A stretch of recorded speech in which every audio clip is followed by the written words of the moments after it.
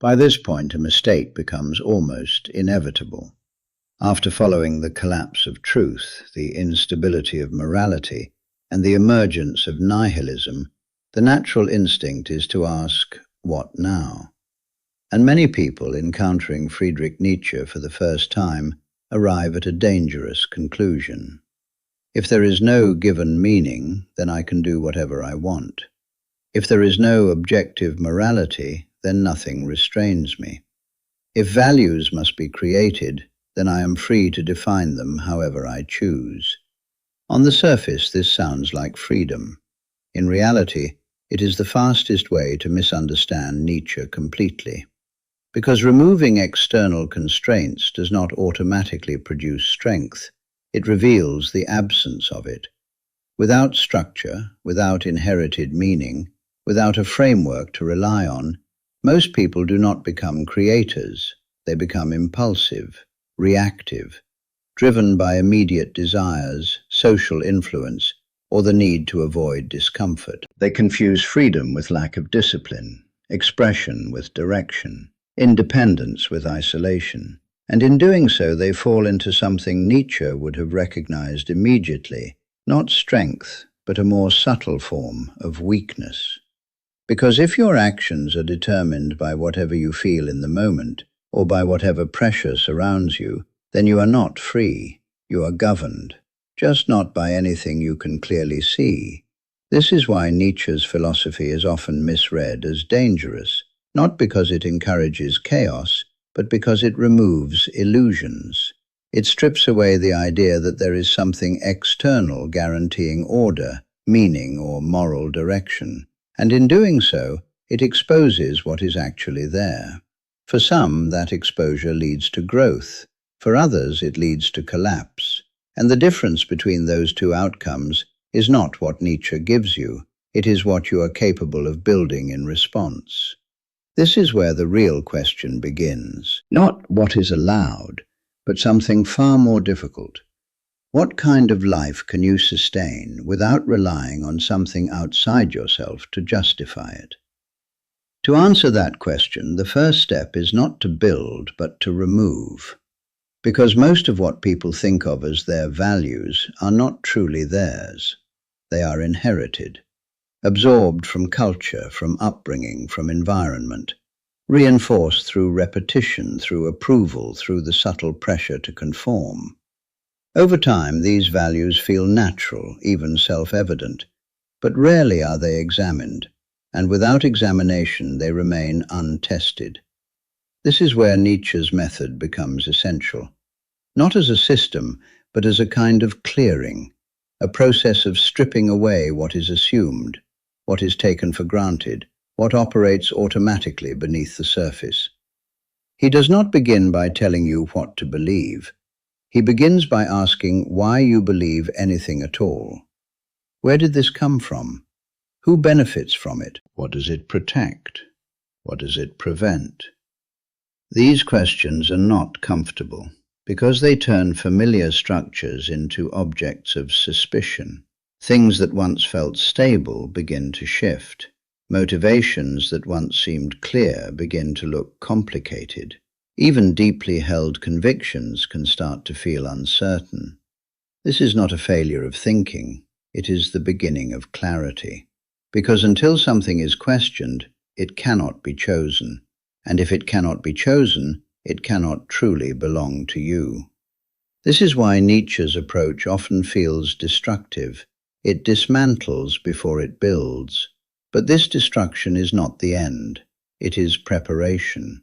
Because if you attempt to create a way of living without first examining what is already shaping you, you will not create anything new.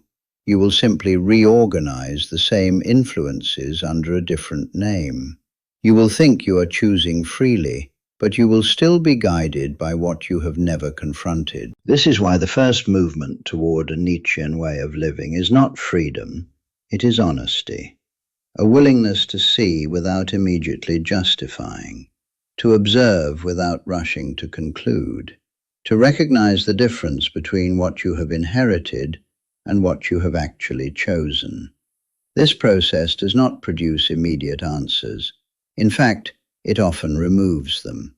But in doing so, it creates something more important: space. And it is within that space, once the automatic has been exposed and the assumed has been questioned, that the possibility of genuine creation begins. Once that space opens, the next mistake becomes just as dangerous as the first. People rush to fill it. After stripping away inherited values, after questioning assumptions, after recognizing that much of what guided them was not consciously chosen, there is an urge to replace it quickly, to construct a new identity, a new system, a new set of beliefs that restores direction and certainty. But if this is done too quickly, nothing has really changed, because the same patterns reappear, the same need for stability, the same desire for approval, the same avoidance of uncertainty. Only now they are dressed in different language, attached to different ideas, but operating in exactly the same way. This is why Nietzsche places such importance on endurance, the ability to remain in that open space without immediately closing it, without rushing to rebuild, without seeking relief through premature answers. This is far more difficult than it sounds, because uncertainty is uncomfortable. It creates tension. It disrupts identity. It removes the sense of orientation that most people rely on. And without that orientation, there is a strong pull to return to something familiar, something that restores clarity, even if it is unexamined. But if you give in to that pull too quickly, you lose the opportunity that the process creates. Because that space is not emptiness, it is potential. A moment where you are no longer fully governed by what came before, but not yet defined by something new. A point of transition, where direction is not given but possible. And what you do in that space matters. If you treat it as something to escape, you will rebuild the same structures. If you treat it as something to explore, you begin to develop a different kind of relationship to meaning itself, not as something fixed, but as something that can be shaped over time. This does not mean inventing values arbitrarily. It means allowing them to emerge through engagement, through action, through experience, through testing what holds and what collapses under pressure. Because values that are not tested do not sustain. They may feel convincing in theory, but they will not guide you when difficulty arises. They will not hold when comfort is threatened. They will not provide direction when uncertainty returns, and uncertainty will return. This is why Nietzsche does not offer a finished structure, because a finished structure cannot account for the reality of living. Instead, he points toward a process, one that begins not with certainty, but with the willingness to remain within the tension long enough for something real to begin forming. At this stage, something begins to shift, not externally, but internally. Because once you stop rushing to replace what has been removed, you start to notice something that is usually hidden beneath inherited structure and constant distraction: your own tendencies. The patterns of thought, reaction, and desire that operate beneath conscious intention. The things you are drawn toward without fully understanding why. The things you avoid, not because they are impossible, but because they create discomfort. This is where Nietzsche's idea of self-overcoming becomes real, not as an abstract concept, but as a confrontation. Because when you begin to see these patterns clearly, you are faced with a choice. You can follow them, or you can work against them. Following them is easier. It maintains continuity. It preserves identity. It avoids friction. It allows you to move through life without significant resistance. But it also keeps you within the same structure, the same limits, the same range of possibility. Working against them is different. It introduces tension. It requires effort. It forces you to act in ways that are not immediately comfortable or natural. It challenges the automatic. And this is where transformation begins, not through grand gestures, but through repeated acts of resistance against what would otherwise remain unchanged. This is what Nietzsche means by strength. Not the absence of difficulty, but the ability to engage with it deliberately, to choose what is not easy, not because difficulty is valuable in itself, but because it expands what you are capable of. Over time, this changes something fundamental, the relationship between you and your own impulses. Instead of being governed by them, you begin to shape them. Instead of reacting automatically, you introduce distance. And within that distance, something new becomes possible. Direction. Not imposed from outside, not inherited from tradition, but developed through engagement. This is not a one-time shift. It is an ongoing process. Because the patterns do not disappear, they reassert themselves, they adapt, they find new ways to express themselves, and each time the same choice returns, to follow what is easiest, or to engage with what pushes you further. This is why Nietzsche's philosophy is not about arriving at a final state. It is about sustaining a certain kind of relationship to yourself, one that does not settle, one that does not stabilize prematurely, one that remains open to transformation, even when stability would be easier. And it is within that relationship that a different kind of life begins to take shape. But this is exactly where the path becomes dangerous. Because once you begin to shape yourself, once you move beyond inherited values and start creating direction through your own effort, there is a temptation that appears almost immediately, to turn that process into superiority, to see yourself as elevated above others, more aware, more disciplined, more independent. And from there, it is a short step to something Nietzsche would have rejected completely: contempt. This is one of the most common distortions of his philosophy, the idea that becoming stronger means looking down on those who are not, that self-overcoming leads naturally to domination, to dismissal, to a kind of intellectual or moral arrogance. But this is not strength. It is insecurity reasserting itself in a new form. Because if your sense of direction depends on comparing yourself to others, then you are still dependent, still defined by something external, still reacting rather than creating. Nietzsche's idea of the higher individual was never about superiority in a social sense. It was about distance from dependency, the ability to operate without needing constant validation, agreement, or recognition, the capacity to sustain a direction that does not rely on approval.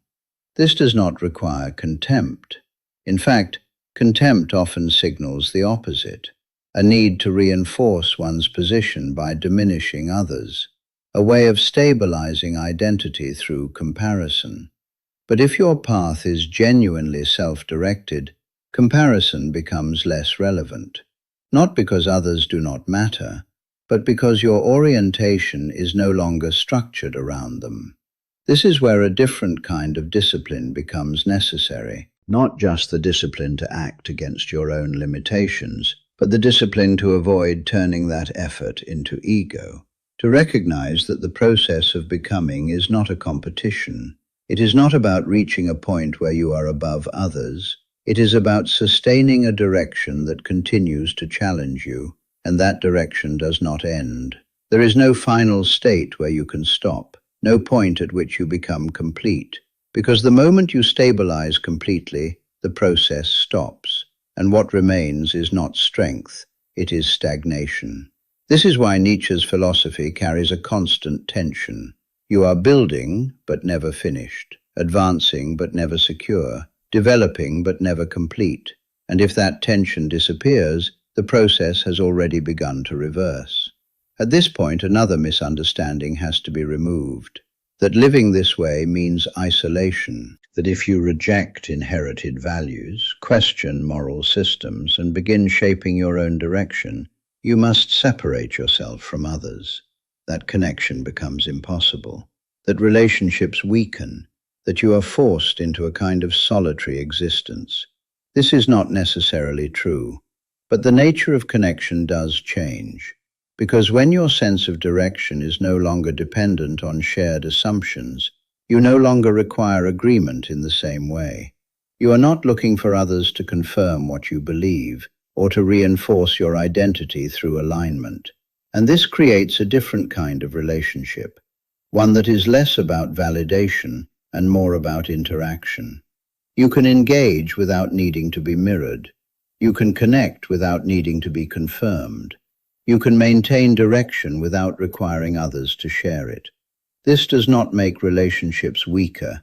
It can make them more honest, because they are no longer structured around dependency. There is less need to conform, less pressure to align artificially, less incentive to suppress differences in order to maintain cohesion. But there is also less automatic stability. Because shared assumptions often act as a binding force, they create predictability, they reduce friction. They allow relationships to operate smoothly without constant negotiation. When those assumptions are no longer taken for granted, something else has to replace them. Clarity. A clearer understanding of where you stand, what you value, and how you engage with others. Not as a fixed identity, but as something that is actively maintained. This introduces a different kind of difficulty, because it requires ongoing awareness. You cannot rely on default roles or inherited expectations.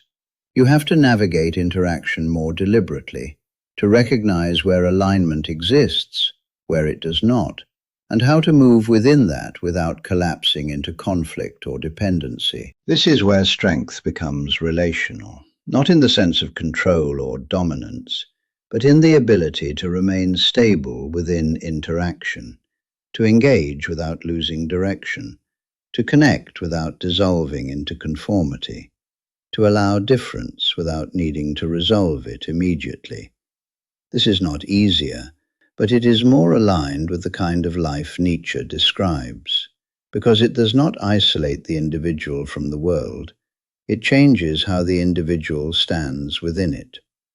At this stage, the question of how to live begins to take a more concrete form, not as a set of rules, but as a pattern of action. Because if meaning is not given, and if values must be created and sustained through effort, then the way you live cannot be accidental.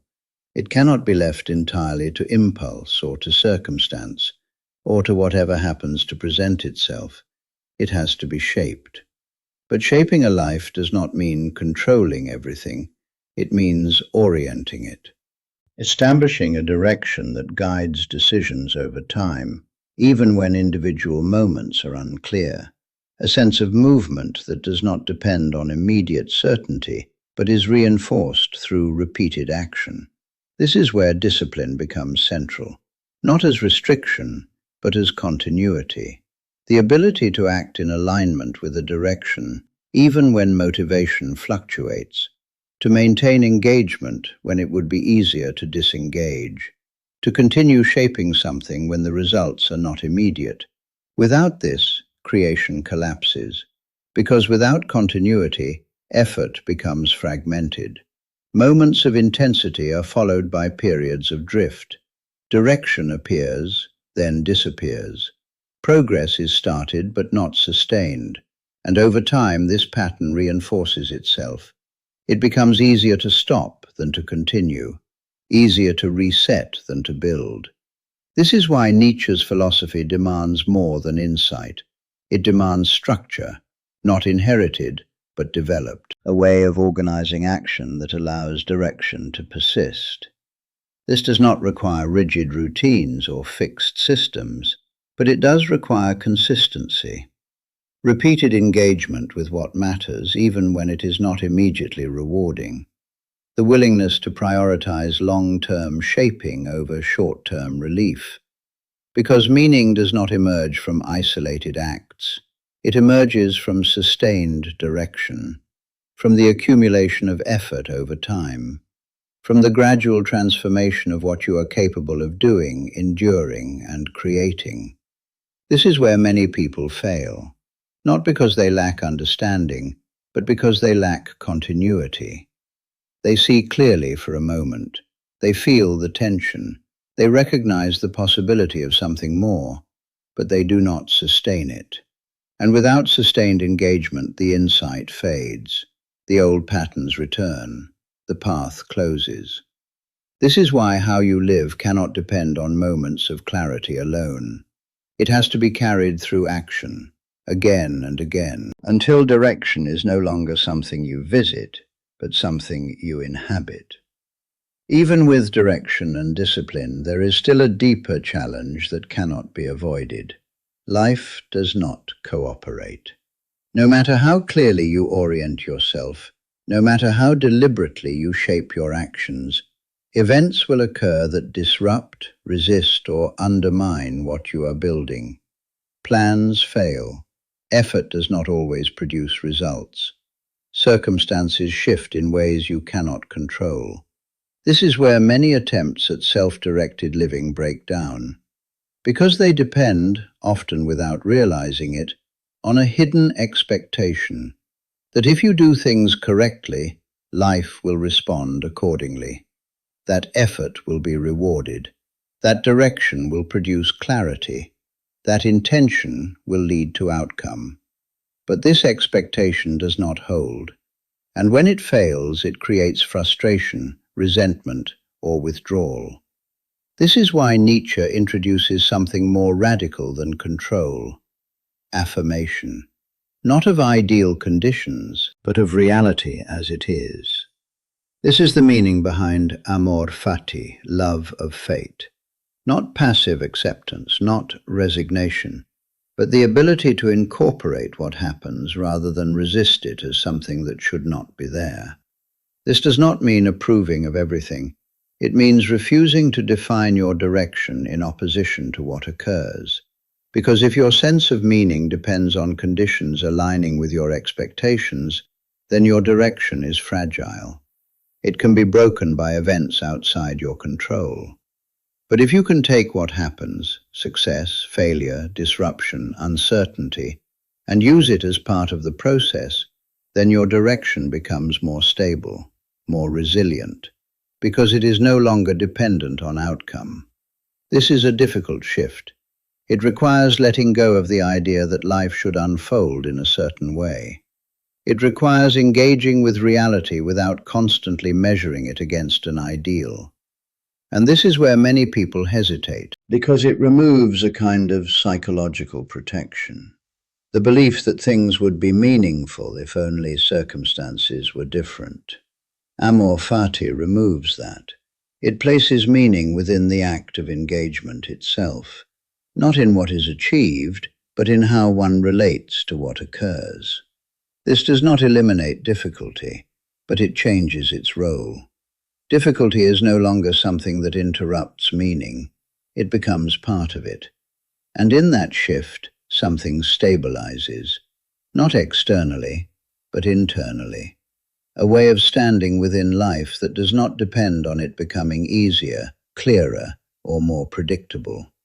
And that is what allows the process to continue, even when nothing else does. At this point, the outline of a Nietzschean way of living is visible, but it still lacks something essential, a unifying force. Because discipline alone is not enough. Endurance is not enough. Even self-overcoming taken in isolation can become mechanical, something rigid, something forced, something that eventually exhausts itself. What gives this process depth is not just effort, it is attachment. Not to outcomes, not to approval, but to the act of becoming itself. This is where Nietzsche's philosophy moves beyond structure and into something closer to style, the way in which a life is lived. Not just what is done, but how it is done. Because two people can take on the same challenges, follow similar paths, exert similar effort, and yet the quality of their experience can be entirely different. One can feel burdened, constrained, constantly resisting what must be done. The other can feel engaged, even energized by the same demands. The difference is not in the external structure, it is in the relationship to it. This is why Nietzsche places such emphasis on affirmation, not just of events, but of life itself. a willingness to engage fully, to not hold back, not remain detached, not move through life as if it were something to endure rather than something to inhabit. This does not mean constant intensity. It means presence, a kind of involvement that does not retreat into distance even when things are difficult. Because without this, the process becomes hollow. Effort without engagement leads to fatigue. Discipline without connection leads to rigidity. Self-overcoming without affirmation leads to burnout.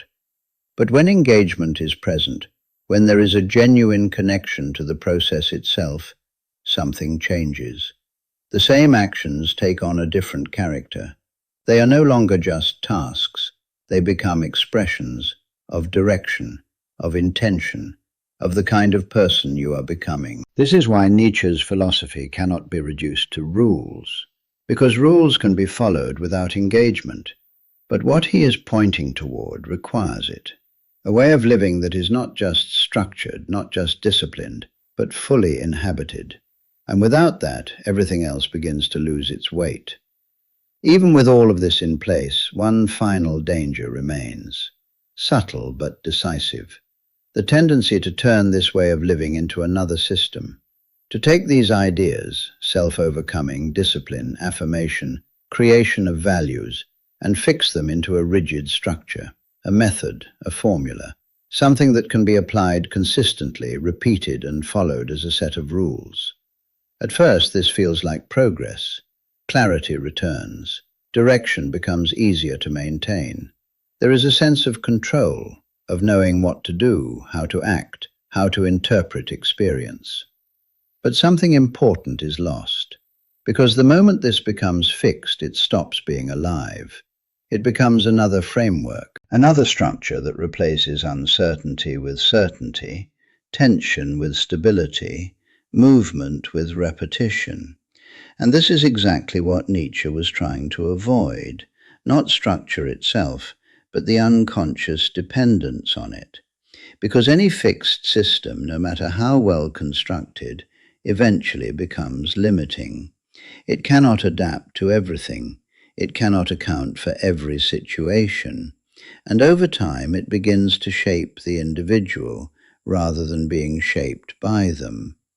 This is why Nietzsche's philosophy resists closure. It does not end in a final set of principles.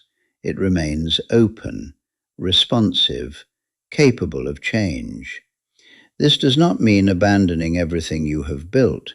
It means holding it differently, not as something final, but as something provisional, something that works for now, something that can be adjusted, refined, or even discarded if it no longer serves the direction you are shaping. This requires a different kind of awareness, the ability to observe not just what you are doing, but how it is functioning, whether it is still alive, still engaged, still connected to the process of becoming, or whether it has hardened into routine. Because routine, when unexamined, leads back to the same place: comfort, stability, the quiet drift into repetition. And with that, the same problem returns. Meaning begins to thin, engagement fades, direction weakens. This is why there is no final arrival, no point at which the process is complete, because the moment it becomes complete, it begins to decline. And what remains is not the life Nietzsche described, but a structure that only resembles it. At the end of all this, one question remains, not theoretical, not abstract, but immediate. What does this actually look like in a life? Not as an idea, not as a philosophy, but as something lived day after day. Because without that, everything remains distant, something understood but not applied, recognized but not embodied. And this is where Nietzsche's philosophy becomes very simple, not easy, but simple. It is not about dramatic transformation, not about becoming something completely different overnight. It is about how you meet what is already in front of you, the work you avoid, the discomfort you postpone, the habits you repeat without question, the decisions you delay. the moments where you know what would move you forward but choose something easier instead. This is where the process happens, not in rare, extreme situations, but in the ordinary structure of daily life, because that is where direction is either maintained or lost. Every time you avoid what matters, you reinforce the pattern. Every time you engage with it, you shift it. And over time, these shifts accumulate, not visibly at first, but gradually, until something changes. Not in a single moment, but in the overall shape of your life. This is what it means to live deliberately. To not let the direction of your life be determined by default. To not wait for clarity or motivation or ideal conditions, but to act within what is available, to take what is present and work with it, again and again. This is not dramatic, but it is decisive, because it removes the distance between understanding and action. It closes the gap between what you see and what you do. And once that gap closes, something stabilizes, not externally, but internally. A sense that your life is not just happening, but being shaped. And that, more than any idea or system, is where Nietzsche's philosophy begins to take hold. In the end, nothing about this is comfortable. There is no final certainty. No stable foundation that removes doubt, no system that guarantees meaning once and for all. What remains is something more demanding, a way of living without those guarantees. This is what Friedrich Nietzsche ultimately leaves behind, not a method, not a doctrine, but a condition. A world where meaning is no longer given, and a life that must be shaped within it. This is where the idea of becoming a monster begins to make sense. Because when people first encounter Nietzsche, they often fear that without external morality, without fixed boundaries, the result will be chaos. That self-creation leads to excess, to domination, to the loss of restraint. And it can. If strength is misunderstood, if discipline collapses, if creation becomes ego. But that is not the inevitable outcome. It is the failure case. The result of abandoning structure without developing the capacity to replace it. The Nietzschean path is not about removing limits. It is about internalizing them, not as imposed rules, but as chosen constraints. A way of shaping yourself that does not rely on external enforcement, but does not dissolve into impulse either. This is what prevents the descent into something destructive, not morality in the traditional sense, but responsibility, a recognition that without external authority, the consequences of your direction are entirely yours. What you become is not justified by anything outside you, and that makes it heavier, not lighter. This is why Nietzsche's philosophy is often described as dangerous, because it offers no protection, no reassurance, no guarantee that the path you take will lead somewhere stable or safe. But it also offers something else, the possibility of a life that is not borrowed, not inherited, not shaped entirely by forces you do not understand, a life that is actively formed, sustained through effort, tested through difficulty, affirmed without needing escape. This is not for everyone, and Nietzsche knew that. But for those who cannot ignore the tension, for those who feel that something more is possible, even without certainty, this remains, not as an answer, but as a direction. And that direction begins exactly where you are.